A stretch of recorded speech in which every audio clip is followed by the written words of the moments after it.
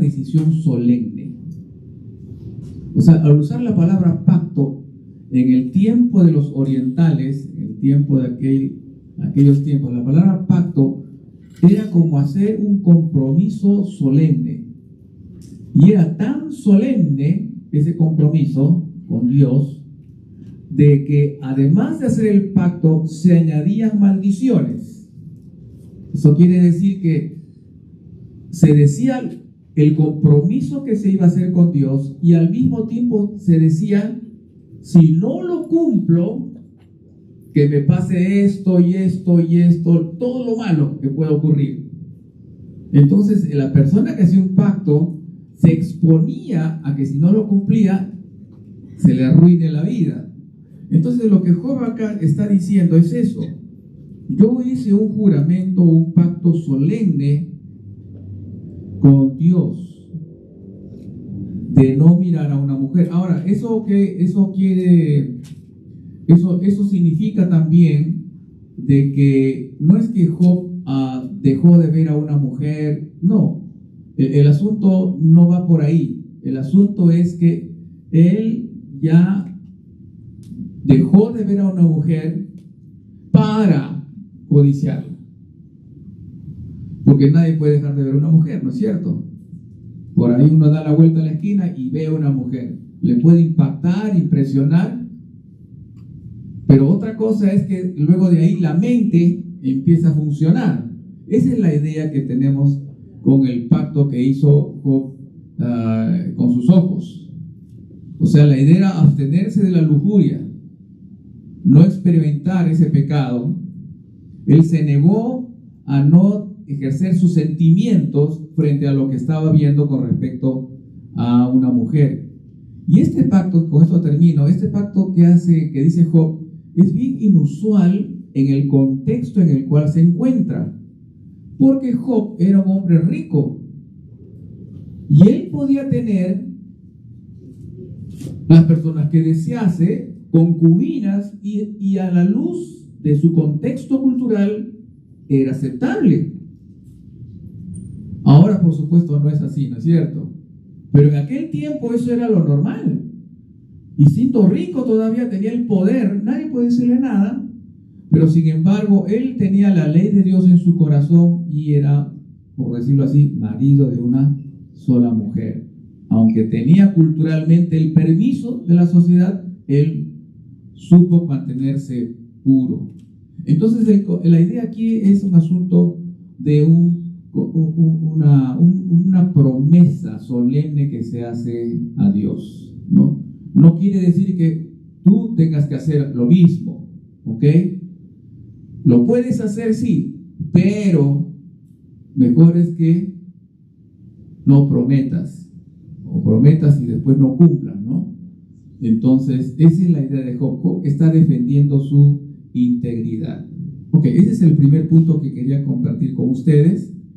Y ahora, entrando ya a lo que vamos a ver en esta tarde, hoy día vamos a hacer más que un sermón, una clase, ¿ok?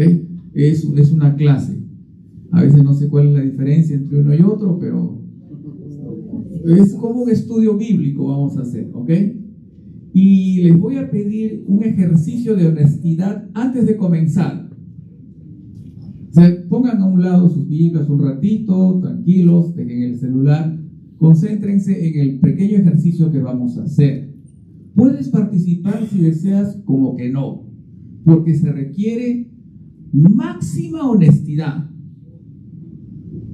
total sinceridad, al 100%, porque eso va a ayudarnos luego a que al final de la clase podamos sacar un beneficio mejor, ¿ok?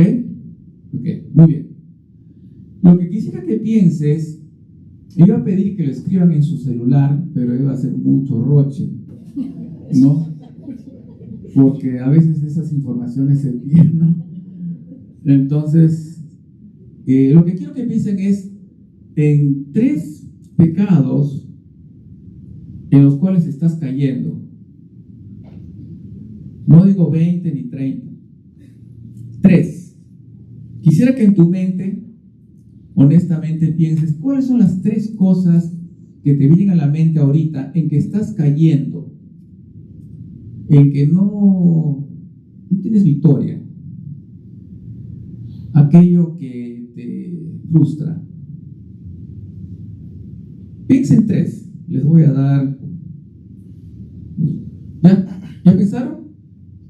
¿Sí? ¿Ya todos han pensado sus 3? Ok. No les voy a preguntar al final del sermón cuáles fueron, por si acaso. No se asusten por eso. Solo quiero que piensen en esos 3 que cada uno tiene, porque eso va a ayudar mucho a sacar un mejor beneficio de esta clase.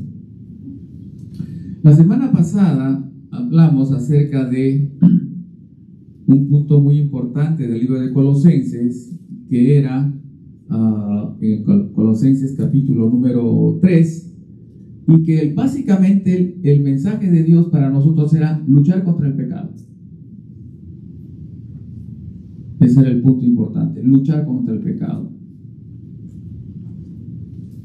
Y lo que vamos a ver hoy día son cuáles son los recursos espirituales para vencer el pecado. O sea, hoy día vamos a ver el cómo. La semana pasada vimos lo que hay que hacer. Lo que vamos a ver hoy día es cómo hacerlo. Cómo hacerlo. Antes, permítame darles algunos puntos que nos van a hacer entender lo que vamos a ver. En primer lugar, hoy día no vamos a abordar todos los recursos de la Biblia que nos presenta para vencer el pecado, porque hay un montón. No vamos a abordarlos todos. Lo que sí es una tarea para ti, que el resto de tu vida los vayas encontrando y aplicando a tu vida. ¿Ok? Hoy día vamos a ver solo 4, nada más. Otra cosa también es que los recursos espirituales para vencer el pecado solo funcionan con creyentes. No van a funcionar con personas no creyentes. Esto es importante, porque a veces nosotros a personas no creyentes damos algunos consejos de la Biblia, no van a funcionar.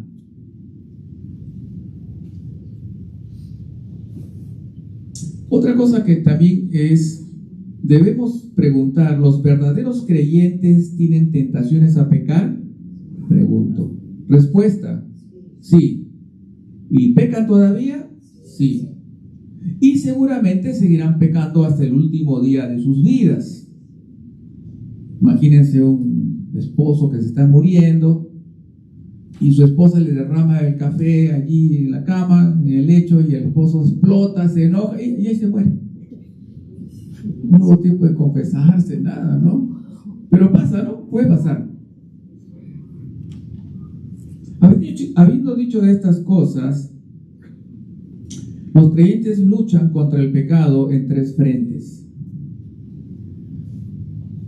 Contra las tentaciones del diablo, contra las seducciones de este mundo y contra sus tendencias pecaminosas personales. Nosotros en esta clase nos vamos a enfocar en este último punto. Vamos a ver la lucha contra nuestros pecados personales. No vamos a hablar acerca del diablo que nos tienta, ni el mundo que nos seduce, ¿no?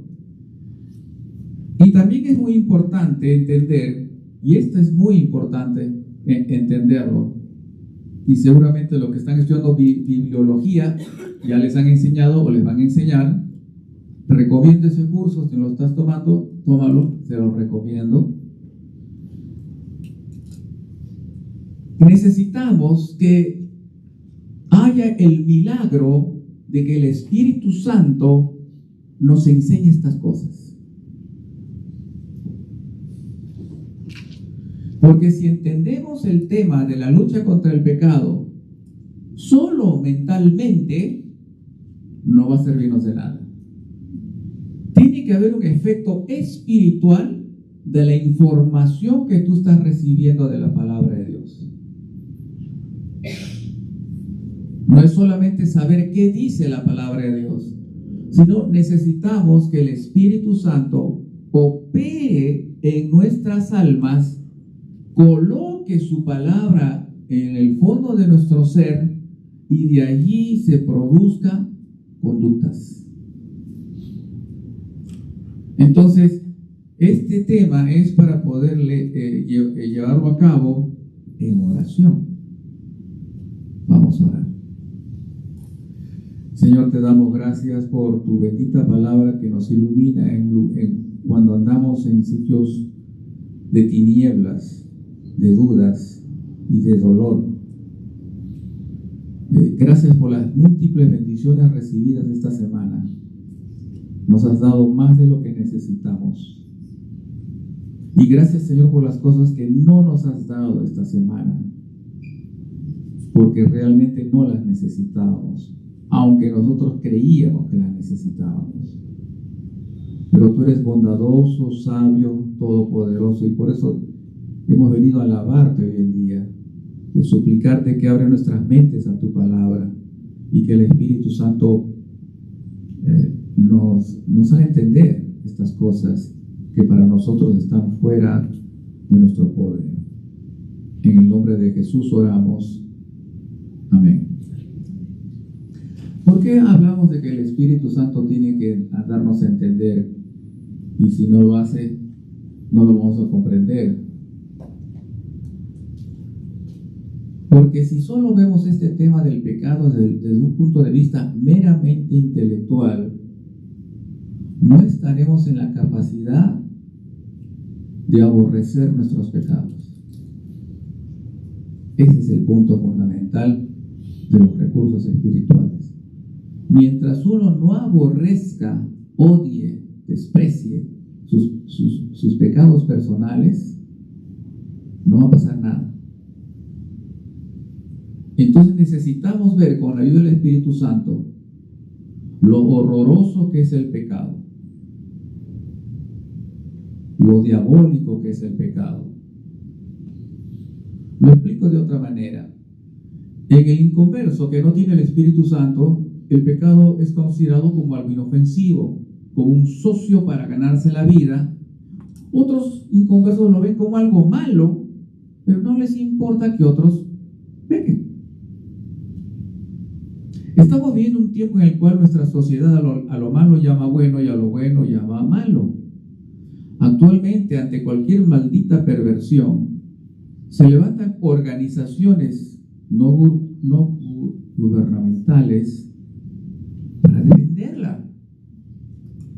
Hay gente que da dinero para que se propague la maldad por el mundo. Hay gente que estudia maestrías y doctorados para promover la maldad. Hay universidades donde se enseña a los estudiantes que las perversiones que la Biblia condena son buenas. Existen colegios donde los profesores pervierten la mente de los niños. Esto es diabólico. Y no tengamos duda que toda esta gente ya está condenada por Dios. Ahora ríen, pero sufrirán eternamente. Dios tenga misericordia de ellos. Oremos por ellos y llevémosles el Evangelio. El problema aparece cuando la iglesia que vive en esta sociedad inmoral asimila estas perversiones como buenas. La iglesia no es inmune a esta pervertida manera de pensar. Podría nombrar organizaciones eclesiásticas cristianas que han abrazado esta basura que viene del mismo infierno. Y ya estoy hablando no de gente de la calle, estoy hablando de gente que asiste a una iglesia cristiana, que está asimilando toda la basura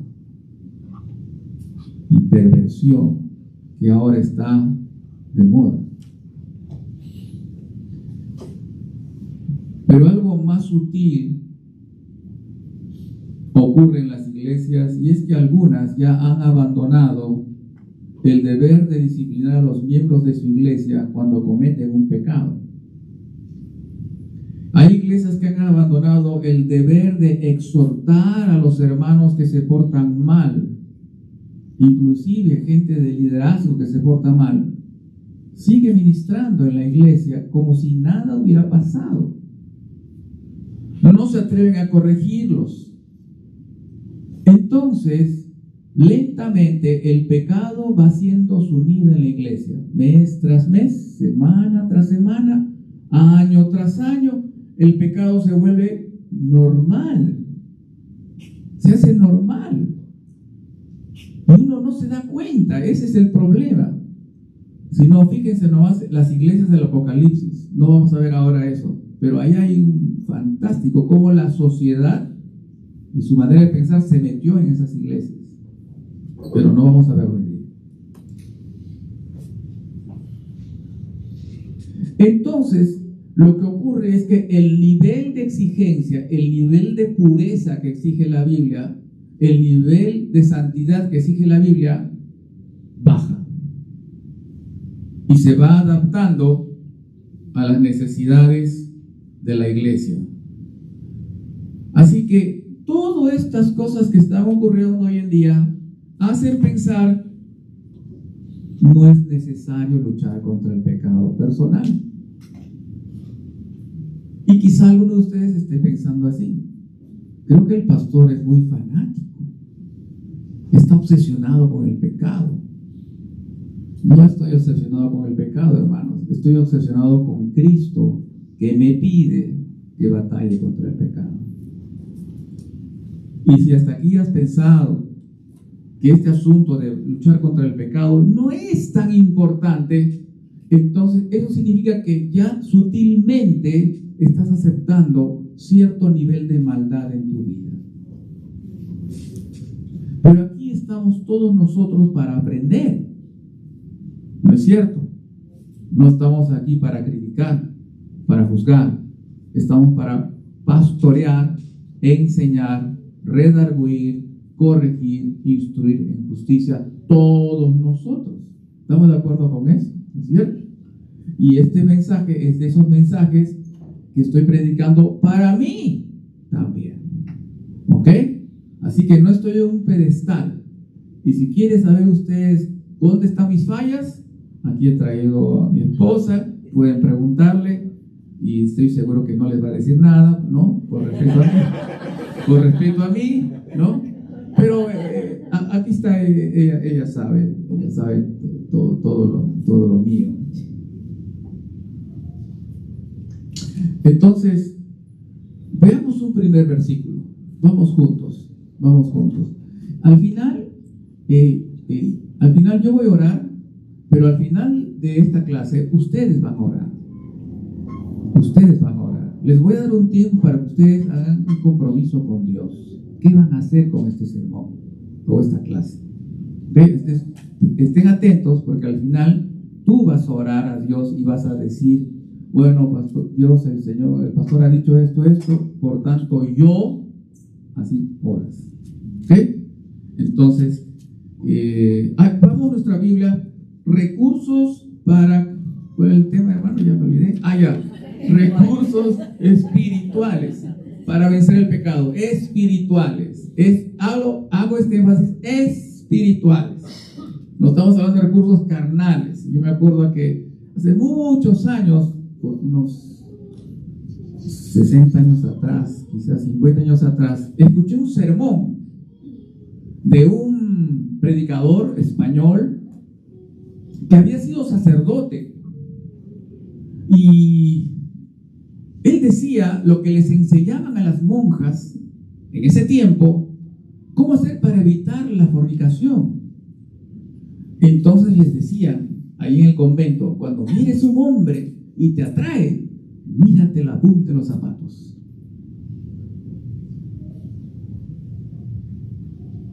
Ya está. ¿Eso no es espiritual o no es espiritual? No es espiritual, ¿cierto? Pero ese era el consejo que daban.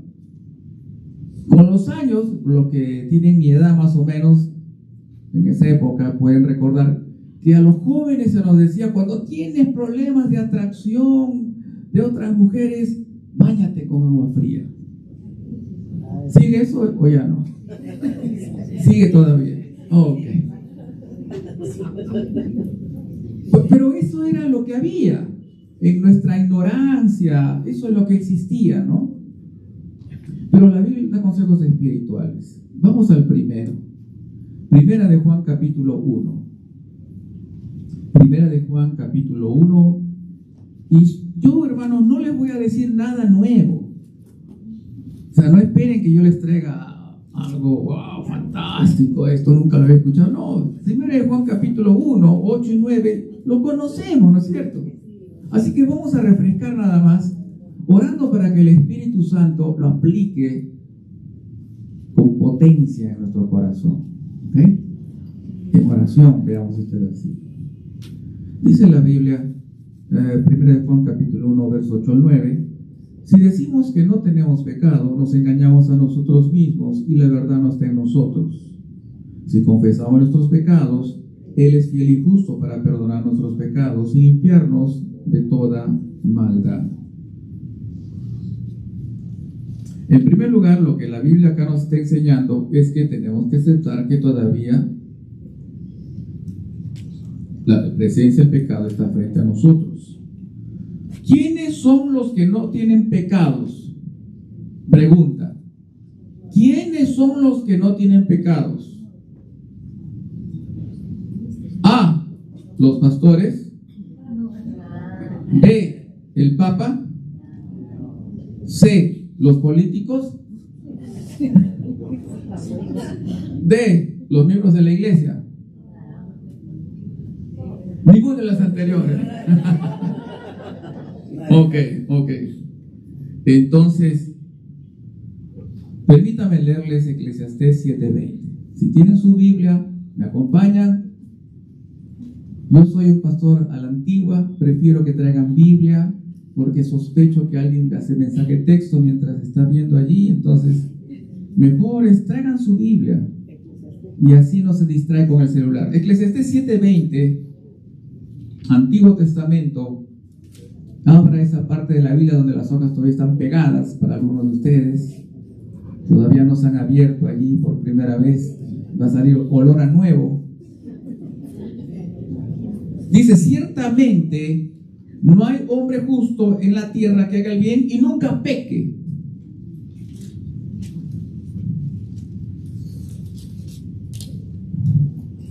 Queridos hermanos,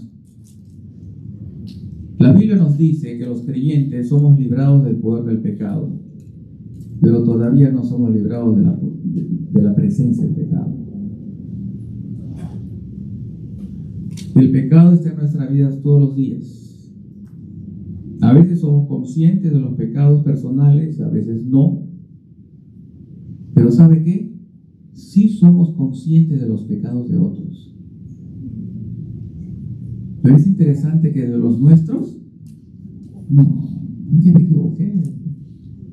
Dime mi pecado, ¿cuál es? Y es porque tenemos un corazón engañoso,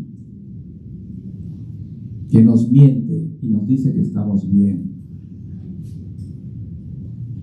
Algunos creen que pecan solamente cuando hacen algo malo. Yo nunca he robado. ¿Y por qué piensan así? Nunca robó un banco. Claro, nunca he robado.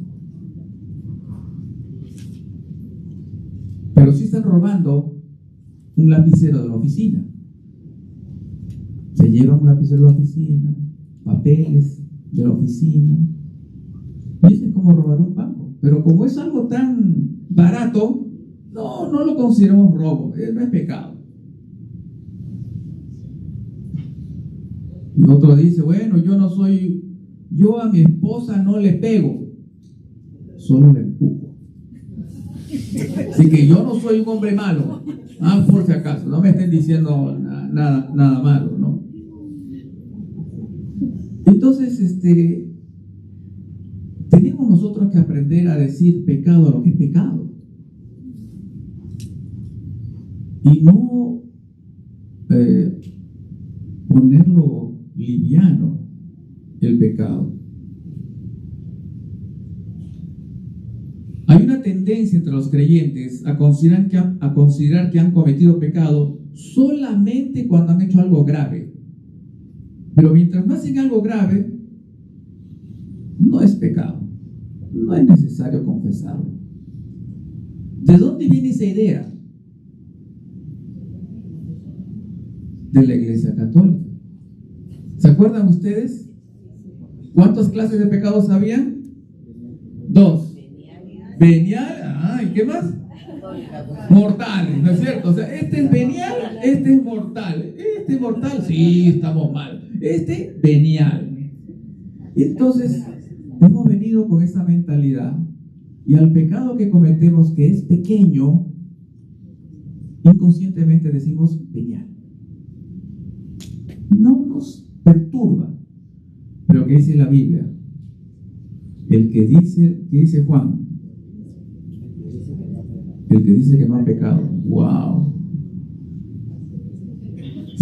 Fíjense esta frasecita, el que dice que no ha pecado. Solamente con esta frasecita ya estamos fritos.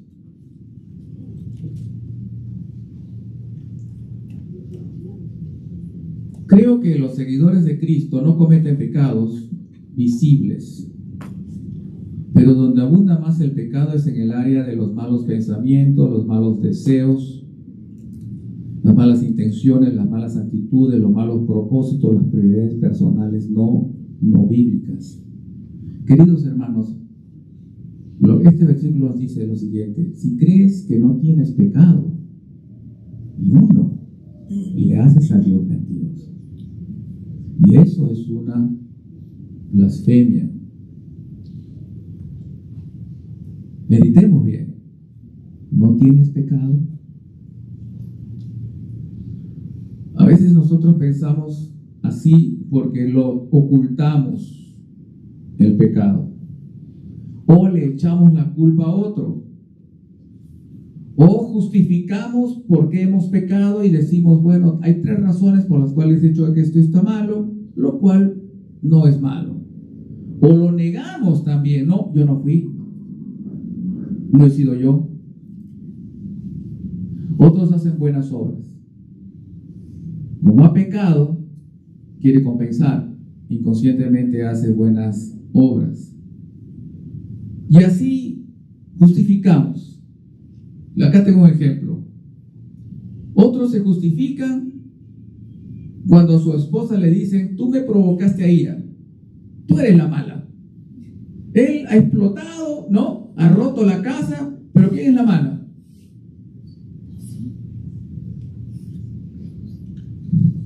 Entonces lo primero que tenemos que saber en este versículo es que hemos cometido pecados. Por eso, hermanos, acá les doy un salmo para que ustedes y yo meditemos. ¿Qué dice el Salmo 139, 23? Dice así: examíname, oh Dios, y conoce mi corazón. Pruébame y conoce mis pensamientos.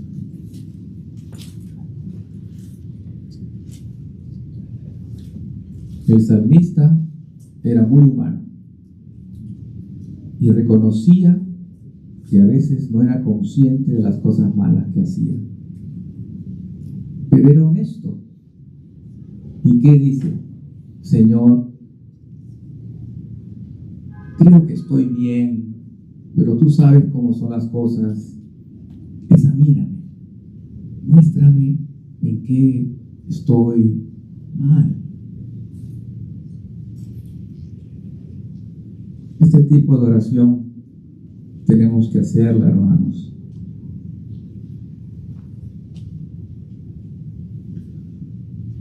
Ahora, sigamos con el pasaje. Si confesamos nuestros pecados. Ahora, cuando ya hemos establecido en qué pecados hemos cometido, de acuerdo a la palabra de Dios, con claridad y con honestidad, tenemos que proceder a confesarlos. Y aquí la palabra confesar es homologueo, que significa decir lo mismo.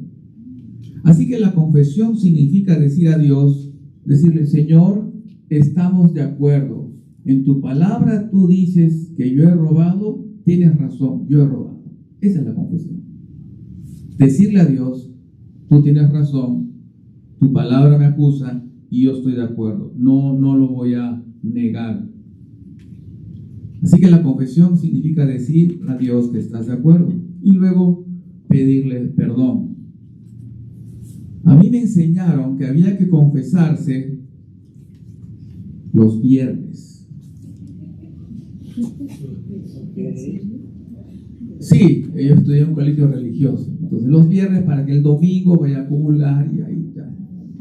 Así era lo que me enseñaron. No sé cómo les enseñan acá en la iglesia, pero yo creo que la confesión es un acto diario.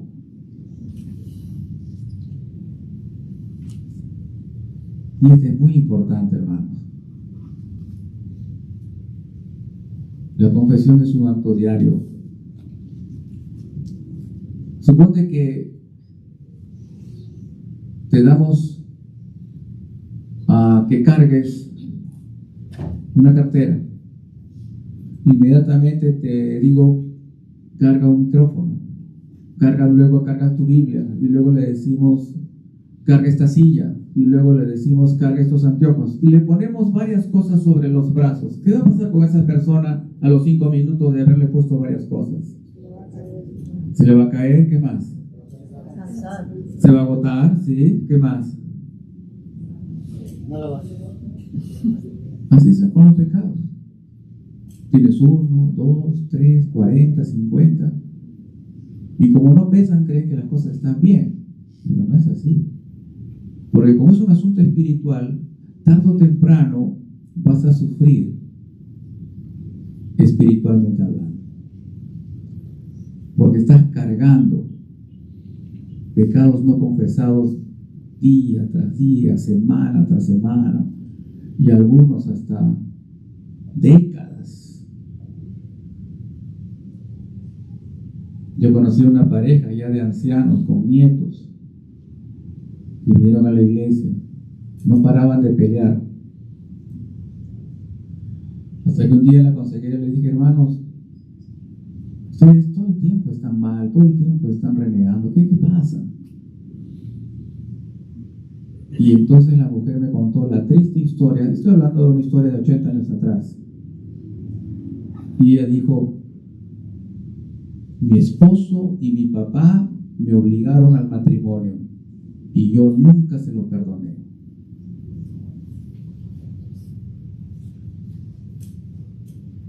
¿Te imaginas cargar con ese pecado toda la vida? Tiene sus consecuencias. El llamado a la confesión de pecados es una actividad que nos humilla, pero es una actividad que abre la puerta a la bendición espiritual. ¿Por qué digo esto? No lo estoy inventando. Proverbios 28:13 dice, y ustedes lo conocen, el que encubre sus pecados no prosperará, mas el que los confiese y se aparta alcanzará misericordia. La Biblia sí habla de prosperidad, pero prosperidad que consiste en experimentar la misericordia de Dios por causa de la confesión. Si hemos de predicar la prosperidad, sí, pero prosperidad espiritual, producto de la confesión y el arrepentimiento que trae el gozo. Si hay confesión, el perdón de pecados es concedido. Pero acá hay una pregunta que algunos pueden estar haciéndose. ¿Qué pasa si hay un pecado o varios que constantemente se realizan? Dios nos dice, donde abunda el pecado, abunda la gracia. ¿Qué pasa si continuamos pecando cada día? ¿Dios se cansará de mí? ¿Cómo responde Dios ante la confesión continua? Vamos al Salmo 104, 10 al 14. Espero que ahí.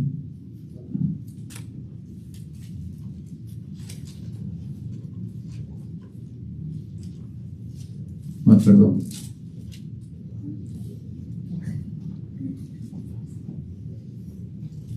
Perdón, es el Salmo 103.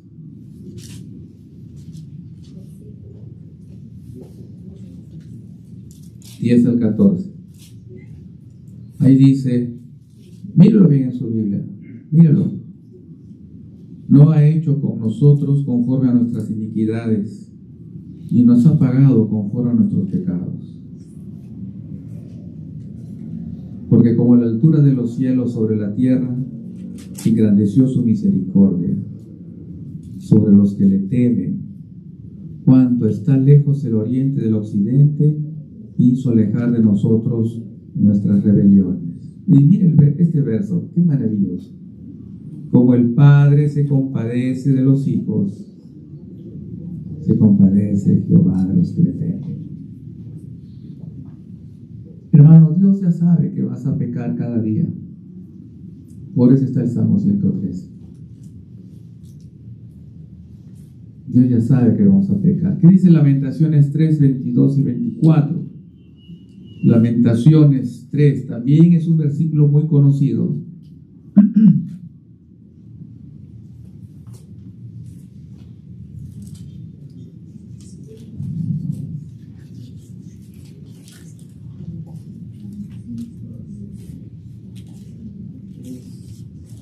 Hasta hay una canción. Dice, por la misericordia de Jehová no hemos sido consumidos. ¿Por qué? Nunca decayeron sus misericordias.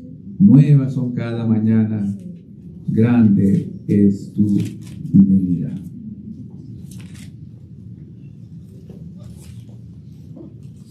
Hermanos, el Espíritu Santo va a obrar. Y con el tiempo, iremos dejando de pecar con tanta frecuencia como cuando uno se inicia en la vida cristiana. Eso es lo maravilloso. Con el tiempo estaremos teniendo victoria tras victoria, victoria tras victoria. Esa es la bendición. Derrotaremos el pecado o lo mantendremos restringido. Porque la verdad es que solo en el cielo tendremos la liberación del pecado de manera completa. Y otra cosa que va a pasar es que el creyente con los años va a desarrollar mayor sensibilidad a su pecado personal. Cuando tú pecas, el diablo te va a atacar. Te dirá que has hecho algo malísimo y te atacará.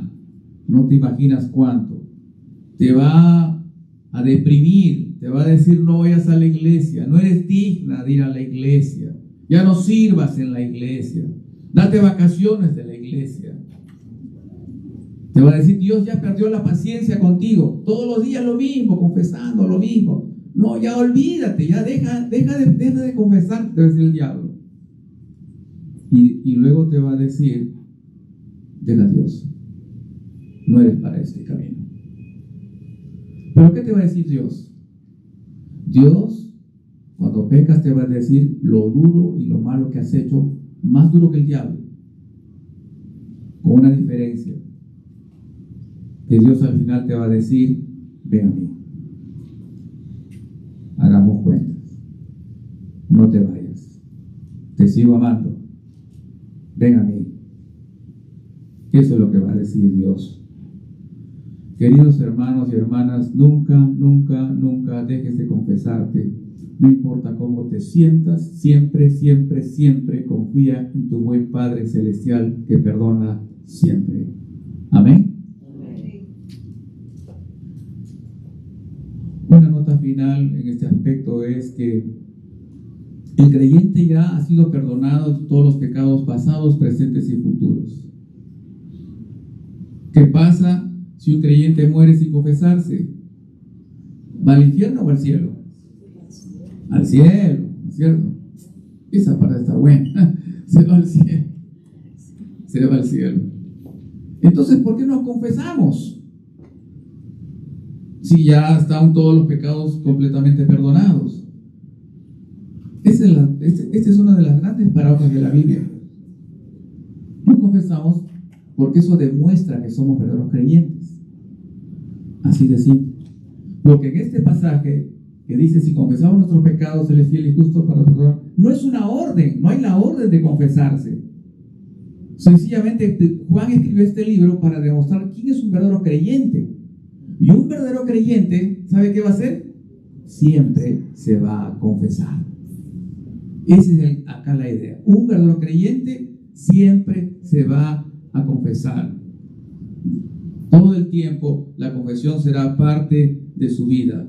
Esto no es un mandato, es una consecuencia de ser verdadero creyente. ¿Y qué permite estas confesiones constantes? La renovación del gozo. Cuando David pecó y pidió perdón, dijo así en el Salmo 51: crea en mí, oh Dios, un corazón limpio y renueva un espíritu recto dentro de mí. No eches de delante de ti y no quites tu Santo Espíritu. Y luego le dice: vuélveme el gozo de tu salvación. Y aquí está la razón por la cual muchos creyentes no tienen gozo, o algunos.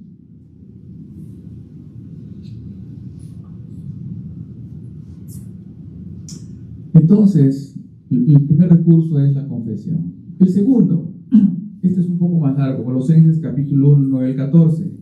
Vamos a Colosenses capítulo 1, 9 al 14. Este libro de Colosenses es maravilloso. Les sugiero que lo lean esta semana unas 20 veces y van a ver. No estoy bromeando. No, léanlo unas 20 veces esta semana y ustedes van a disfrutar de un lomo saltado espiritual increíble.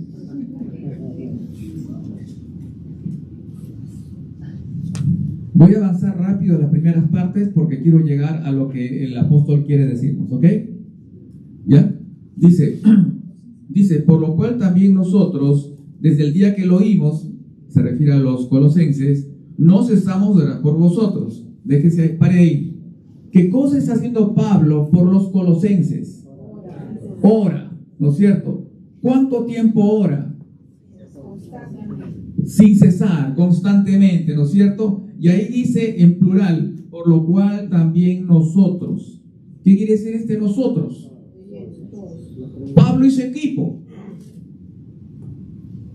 Pablo y su equipo.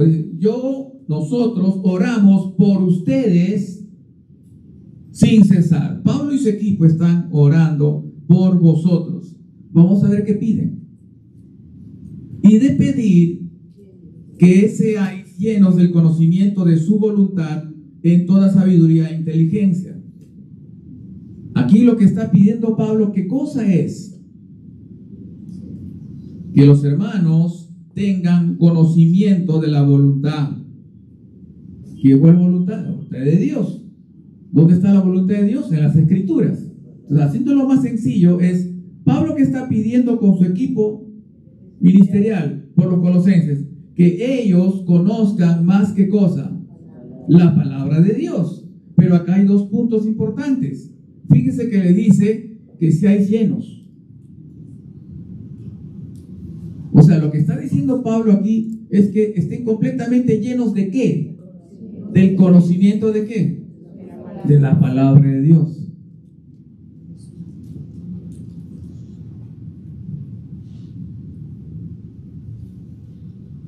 Y aquí ya quiero ir aclarando algunas cosas. Número 1.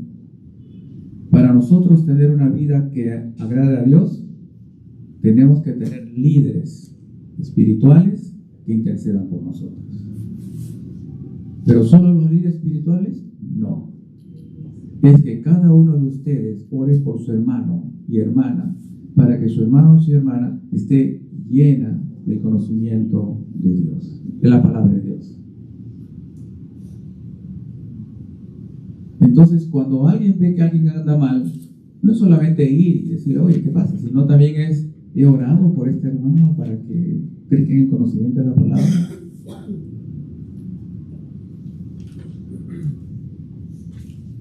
Le doy un ejemplo. Muchos critican al gobierno, ¿no es cierto? ¿Por qué? Porque es fácil y se lo ganan. Hacen todo el esfuerzo necesario para ganarse nuestra crítica, ¿no? Pero ¿qué dice la Biblia? Oran por las autoridades. Y yo les pregunto, sí, está mal, pero ¿oras por las autoridades? No, entonces no has hecho tu parte, pues, hermano. Aquí es lo mismo. Pero acá dice la palabra llenos. Llenos. Esta palabra es llenos, pues. O sea que si por alguna razón te cortas y te sale sangre, ¿qué debe salir? La Biblia. Está lleno. Esa es la idea. Sangras Biblia. O sea, y nosotros, hermanos, no tenemos excusa. En fin, los de Colosas, ¿quién tendría un pergamino en su casa? Solo mucha plata, solo el pastor quizás tendría ahí. La carta que se leía era en la iglesia para todos, y luego esa carta se iba a la iglesia de la Odisea y así a otras iglesias, ¿no? Pero nosotros tenemos la Biblia en 20 versiones en el celular. Ahí está. Entonces, cuando lleguemos al cielo, ¿usted de dónde es, Colosenses? ¿Sabe la Biblia? No, Señor, no mucho. Pasar importa, tú lo tenías. Toda iglesia Lima bíblica de la... ¿Está llena la Biblia? No, pero si yo te puse en una época donde te regalaba 20 versiones de la Biblia. Hermanos, no se rían. Estamos graves. Estamos graves. Si hasta ahora no leo tu Biblia, toda la Biblia, estás grave. Te lo digo con amor, para que reflexiones. Porque aquí Pablo está diciendo llenos del conocimiento.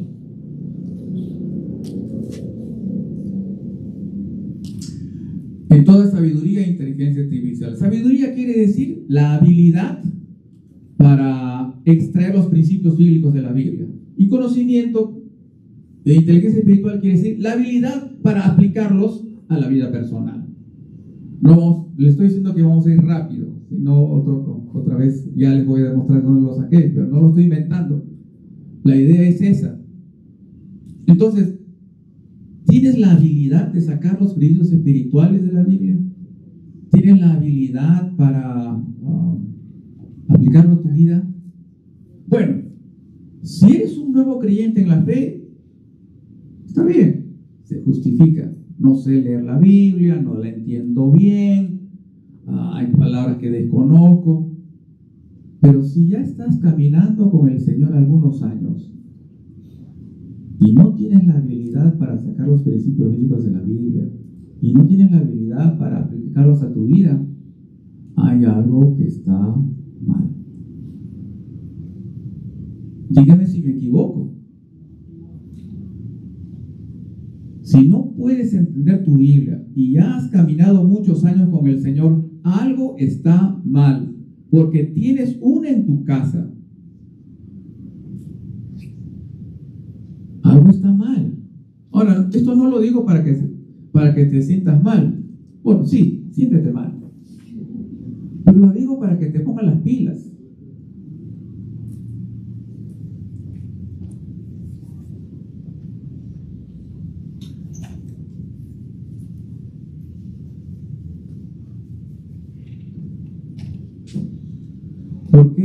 ¿Por qué este énfasis de Pablo llenos de la palabra? Porque cuando Josué tenía que conquistar la tierra prometida, Dios le dijo lo siguiente: nunca se apartará de tu boca este libro de la ley, sino que de día y de noche meditarás en él, para que guardes y hagas conforme a todo lo que en él está escrito, porque entonces harás prosperar tu camino. Nuevamente la prosperidad. Esta vez la iglesia es la prosperidad, ¿no? Pero hermanos, aquí en el Antiguo Testamento, un hombre que iba a la guerra, Dios no le dice: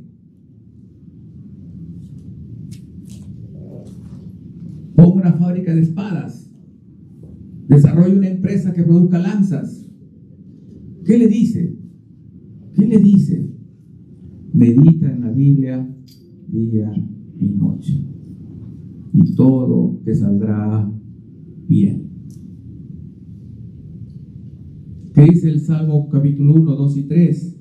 sino que en la ley de Jehová está su delicia y en su ley medita de día y de noche. Será como árbol plantado junto a corrientes de aguas, que da su fruto a su tiempo y su hoja no cae. Y otra vez esta palabrita, y todo lo que hace prosperará.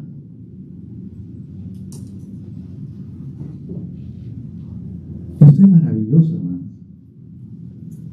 Está hablando de qué? De prosperidad espiritual, basado en estar lleno de la palabra de Dios.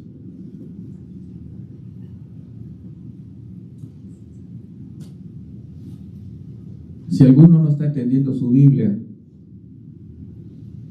le voy a leer algunos pasajes. Solo presta atención. Es el Salmo 119 y voy a leer algunos versículos y a ver ustedes qué conclusión sacan. Abre mis ojos y miraré las maravillas de tu ley. Verso 18. Verso 27. Hazme entender el camino de tus mandamientos. Luego el 33 y 34. Enséñame, Jehová, el camino de tus estatutos y lo guardaré hasta el fin. Dame entendimiento y guardaré tu ley. El verso 74. De tu misericordia, Jehová, está llena la tierra. Enséñame tus estatutos. Verso 74. Tus manos me hicieron y me formaron. Hazme entender y aprenderé tus mandamientos. Hermano, ¿qué está diciéndonos el salmista? Estás suplicando vez tras vez tras vez. ¿Qué cosa? Entendimiento. Hazme entender. Quizás por ahí algunos tienen que empezar. Les confieso que yo sigo orando esto. Sigo orando. Así que lo primero que debemos hacer es que Dios nos ayude a entender su palabra. Ahora, si eres verdadero creyente, te va a gustar la Biblia. Pero como somos humanos y estamos dispuestos a dar nuestro tiempo y esfuerzo a otras cosas, como el celular, y ya no queda más tiempo para eso la palabra. Luego debes leer la escritura de manera ordenada, tomando un solo libro de la Biblia. Y mi recomendación que siempre doy es: lee un libro 20 veces. Primera lectura, el capítulo 1 de Juan, suponte. Al día siguiente lo vuelves a leer. Y así, 1 Juan lo lees todos los días, capítulo 1, capítulo 1. Cuando estés leyendo 10 veces capítulo 1 de Juan, se prende la luz. Léelo en oración. Y lo que no entiendes, pregunta a los hermanos. ¿No? Pregunta al pastor. Todos deben tener el WhatsApp del pastor, ¿no es cierto? Ahí pregunta. Mi hermano me hizo una pregunta el domingo, entonces ya la respondí ahora, ¿no? Pero no me pregunten ustedes a mí ahora, ¿no? Tienen ustedes el pastor. Pero pregunten, hermano.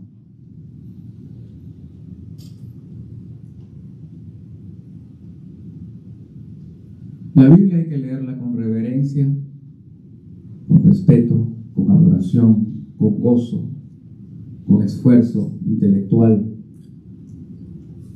con perseverancia, porque estamos estudiando cosas espirituales que, además de ser entendidas racionalmente, debemos entenderlas espiritualmente. Ahora, sí, habiendo dicho esto, vamos a Colosenses. Fíjese el verso 10. Para que andéis como es digno del Señor, agradándole en todo, llevando fruto en toda buena obra y creciendo en el conocimiento de Dios, fortalecidos con todo poder conforme a la potencia de su gloria, para toda paciencia y longanimidad, con gozo, dando gracias al Padre que nos hizo aptos para participar de la herencia. O sea, fíjense todos los resultados que vienen ahora. ¿Por qué Pablo oraba para que estén llenos de la palabra? Verso 10. Ahí vienen todas las consecuencias. Para eso oraba Pablo. El punto no es que quedarse en orar, era para un propósito. Así que si estamos llenos de la palabra, pues vamos a andar como es digno del Señor. ¿Y eso qué significa? Que vamos a andar santamente. Vamos a andar como Cristo se lo merece. Pero ¿dónde está la base de ese andar? En que estoy lleno de la palabra, estoy lleno de la palabra. Esta palabra lleno inclusive implica control. La palabra de Dios me controla, nos controla. Y la idea es acostumbrarse, y te vas a dar cuenta, pensar bíblicamente. Le voy a dar un ejemplo. Estás reunido con alguien y empiezan a hablar de la situación mundial. ¿Ok? Entonces, ¿qué cosa dice la gente? Bueno, yo estoy a favor de esto, a favor de lo otro, pero fulano dijo esto, mengano dijo lo otro, y aquí dicen en la cadena de televisión A, la B, la C. ¿Qué dice el cristiano? ¿Qué diría un cristiano que piensa bíblicamente en esa conversación? ¿Ah? Mire, hermano, la Biblia dice que estos son principios del fin. Habrá guerra nación contra nación. Así que se está cumpliendo lo que la Biblia dice. ¿Ven?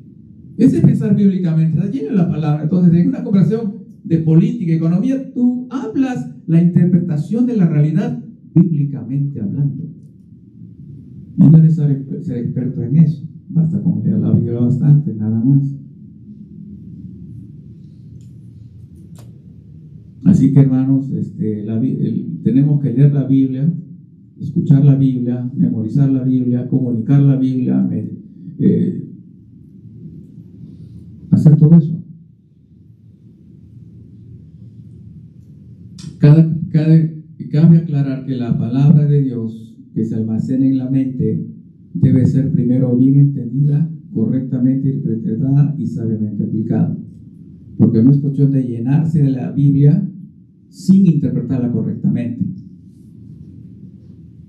Así que gracias a Dios, su pastor le puede orientar a una interpretación correcta. No es malo interpretar mal, ¿ok?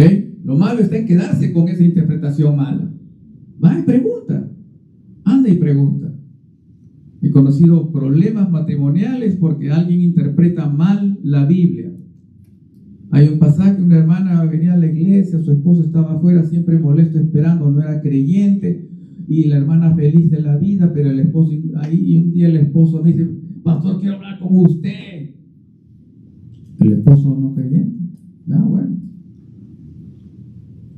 ¿Y qué había pasado?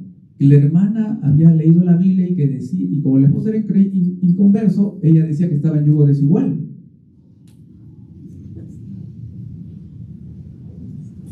Entonces lo trataba como amiguito a su esposo.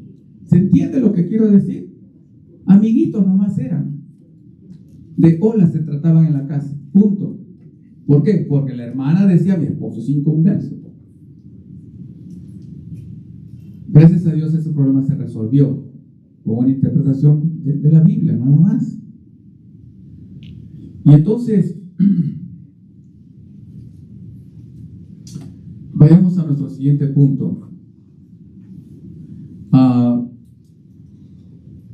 Vamos a Mateo capítulo 5. Creo que es.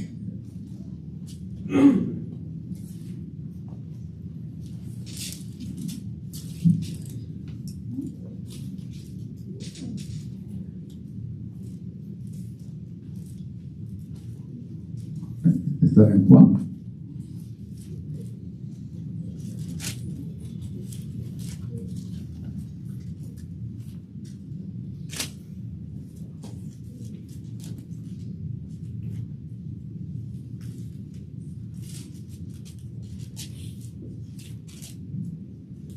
(27) dice así: oíste que fue dicho: no cometerás adulterio, pero yo os digo que cualquiera que mira a su mujer para codiciarla ya adulteró con ella en su corazón. Por tanto, si tu ojo derecho te es ocasión de caer, sácalo y échalo de ti, pues mejor te es que se pierda uno de tus miembros y que no todo su cuerpo sea echado al infierno. Este recurso espiritual yo lo llamo eliminando cosas buenas para no pecar.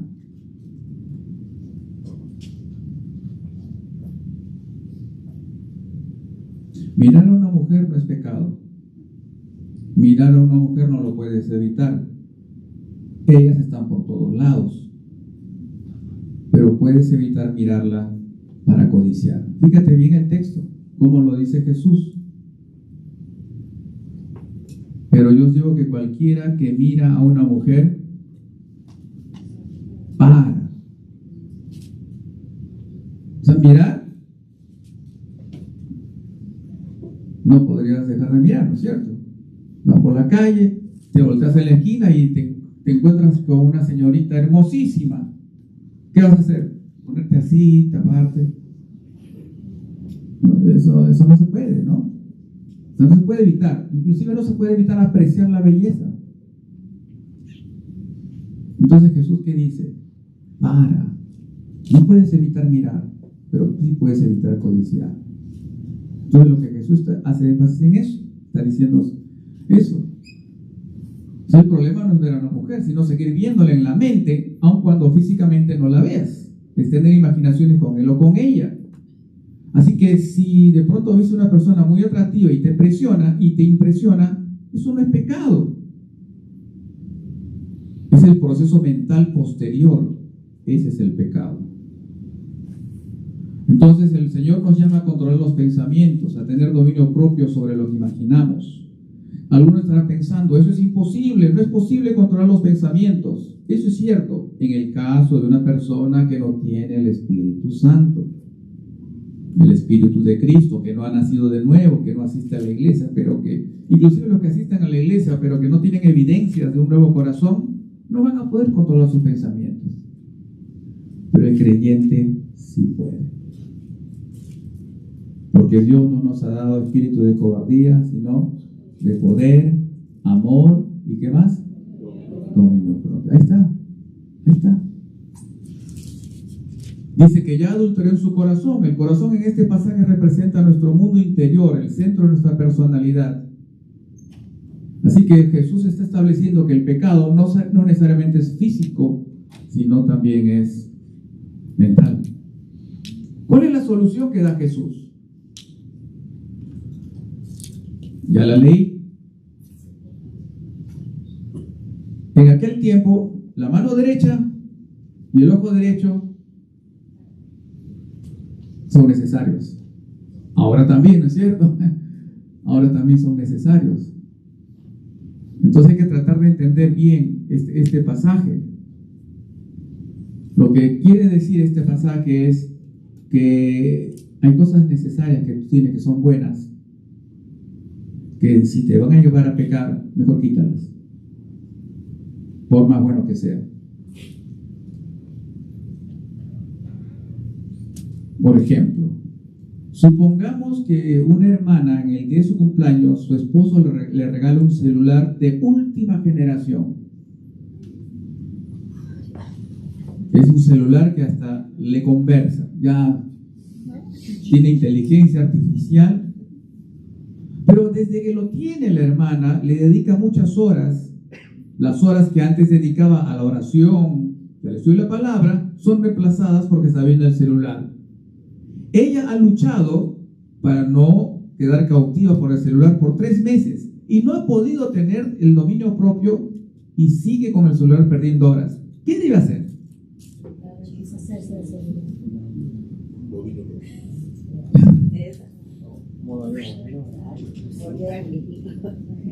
Aplicar el dominio propio, orar.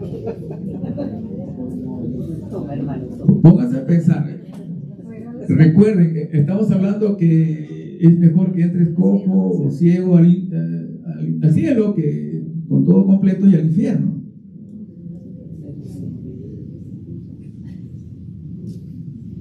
¿Qué pasa si, por ejemplo, alguien se convierte a Cristo y ha vivido de vender droga? Su familia, todos están en el colegio, buenos colegios, por vender drogas. Se convierte a Cristo, ¿qué va a hacer ahora?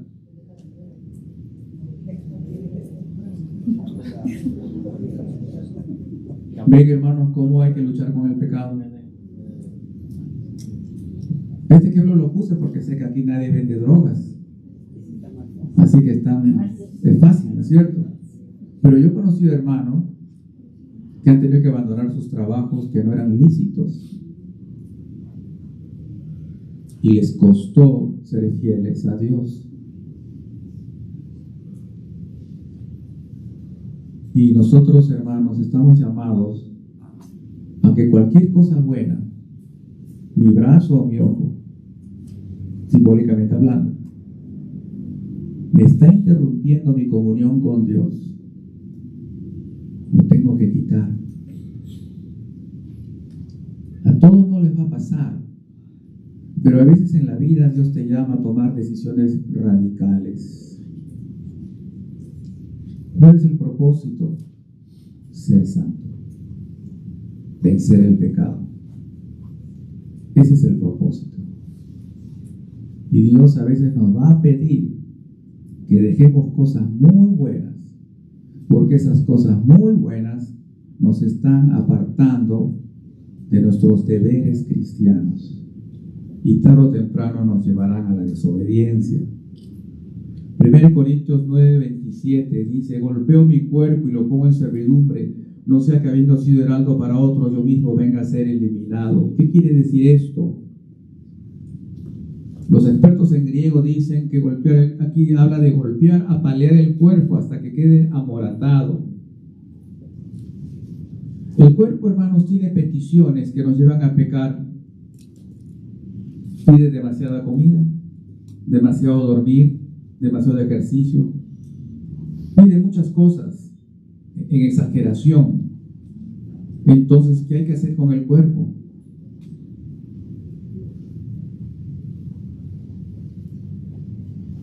Cada uno tiene que decidir. Cada uno tiene que decir qué le va a decir a su cuerpo. Pablo, por lo menos a su cuerpo, dice: yo lo golpeo, no dejo que me domine. Golpea su cuerpo para que se calle, no le hace caso. Esto no es ascetismo. No estamos hablando de ascetismo, de la búsqueda del dolor, no. Estamos hablando que cuando hay demandas del cuerpo que me impiden tener una comunión con Dios, que me llevan al pecado, yo tengo que decir al cuerpo: no. El problema viene cuando tú no quieres sentir dolor. La realidad es que algunos no le dicen a su cuerpo porque les duele. Así que prefieren continuar dando a su cuerpo lo que pide porque no quieren experimentar sacrificios. Están tan acostumbrados a la comodidad que cuando se presenta la necesidad de hacer sacrificios para hacer lo bueno, no lo hacen. Hay gente que deja de asistir a la iglesia porque hace frío o porque hace mucho calor el cuerpo.